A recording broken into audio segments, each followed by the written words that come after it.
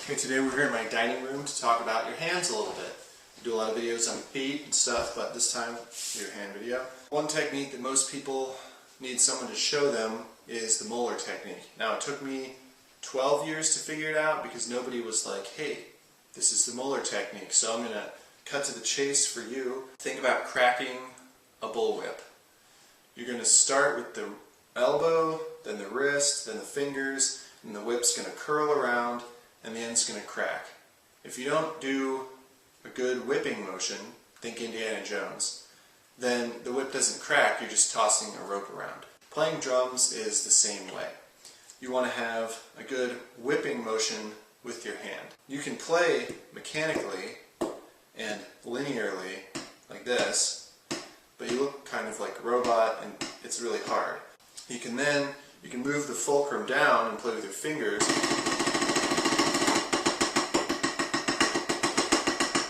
which gets you a lot faster, it's a lot easier, but still you can get cramps, it's pretty tiring because you're locked in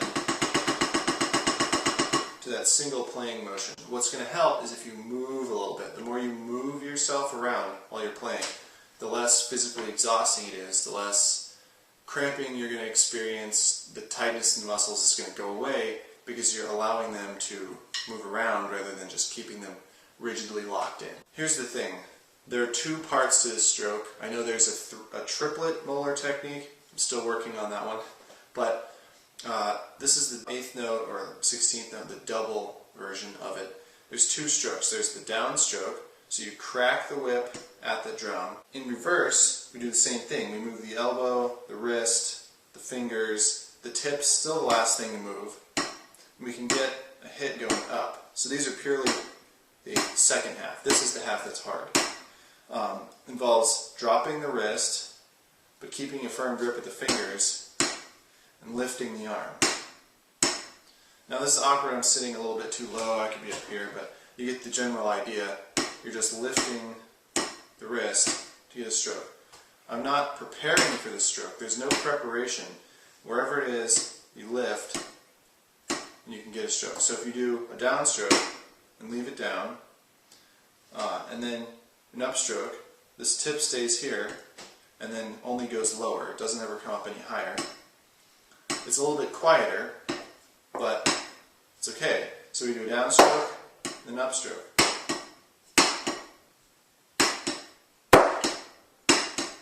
So then you can combine a bunch of those where you whip it down and whip it back up. So when your arm's doing this, it's not going to get as fatigued as if it's doing this, or this, or this. You know, it's a more natural motion.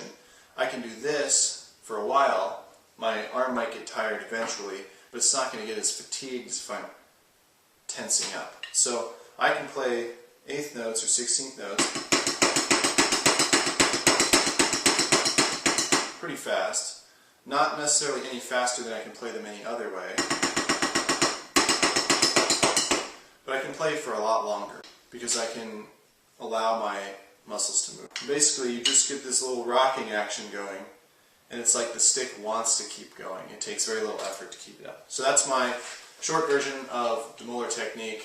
Hopefully that cuts down on the time it takes you to figure it out.